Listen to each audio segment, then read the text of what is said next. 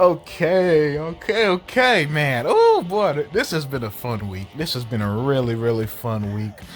And I think one of my favorite things, and this does give me a lot to talk about, is the hilarity of instant narrative changes. So now the same people who and I can't make this up. I can't make this up, y'all.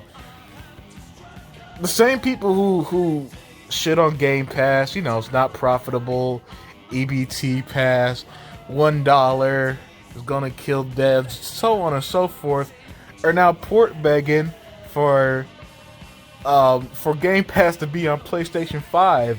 I mean, look at this shit. If Game Pass is on PlayStation 5, then that makes it the most desirable console. I mean, my God, dude, it's like these guys have no self-awareness, and then you just put out one of the craziest things I've ever read. You do know, to accept Game Pass, you gotta have Xbox Live on PlayStation, right? I mean, this is something that's just not gonna happen, man. It's not gonna happen. This idea that Game Pass will go to PlayStation and you get all the Xbox exclusives on PlayStation plus their exclusive, this, and that. I mean, the delusion is downright hilarious. It really is. Because it's like, these are the same people who said things like the PS5 would be 13.3 teraflops. The PS5 has RDNA 3. These Bethesda games will be multi-plat. It's like they're wrong. They're wrong over and over and over again. And then they come up with a new, hilarious, stupid-ass narrative that makes no sense. And then so you get this one, man.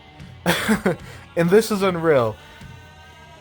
The whole Game Pass on PS5 makes it the most desirable. So and now the same people that's hated Game Pass since day one, who's saying that Microsoft only has AA games and all this other stuff. Now they want Game Pass on PlayStation for these Bethesda games and all these exclusives, and then have their own exclusives, because that's all that matters to them. They ignore the fact that all the best-selling games outside of a handful are the multi-plats. You know what I'm saying? At best, you get like,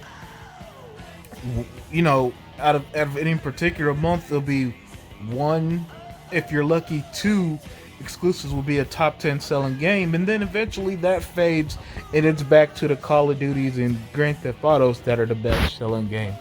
So they'll ignore that to push this narrative that only exclusive matters. They'll shit on any game, big or small, if it's not exclusive. And now after years of saying Xbox has no games, they want these Xbox games badly, to the point that they want a service they fucking hate on their platform, just to win this imaginary console war that Sony wasn't going to win anyway. And then you got part two of this.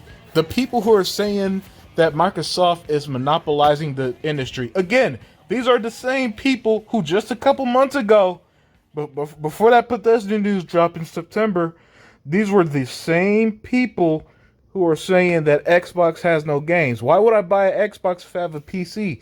And so on and so forth. And now Microsoft isn't monopolizing the gaming industry. Come on, guys. They bought one major publisher. Yeah, I mean, yeah, they're the only ones of the big three who's got the pockets deep enough. But they're not gonna buy Ubisoft, EA, Activision, and then so forth. And then you look, and then all of a sudden they own the whole gaming industry. See, that's just the new narrative to scare the PlayStation fans into because you see, these PlayStation fans, the only thing that matters to them is exclusivity, as a talking point at least, not in what actually sells. Because games like Gravity Rush, they shut that dev down, even though that was on their list of quote unquote bangers. So they hype up exclusivity because that's all that matters. And now that that Microsoft is throwing its weight around and is going to start putting out games starting this year. We got a slate of games coming out this year and going forward. Now, like the fear is real and it's crazy because all you got to do is just enjoy your platform, man, and let us enjoy Xbox. And if you want to play Bethesda games after Deathloop and Ghostwire Tokyo hit, and after and all you'll have less is the Elder Scrolls Online and Fallout 76. Go to Xbox. I mean, y'all said it all the time. If you want to play Spider-Man, buy a PlayStation. Well, if you want to play Avowed, if you want to play Fable, if you want to play Starfield, and so on, buy an Xbox. Microsoft is not monopolizing the industry, and they're not putting Game Pass on PlayStation, so stop port begging. Y'all port beg for Avowed. Y'all been port begging the fuck out of these Bethesda games, and now after years of talking shit, you see that Xbox is the best place to play. Best place to play. Now that's a bit of a tongue twister.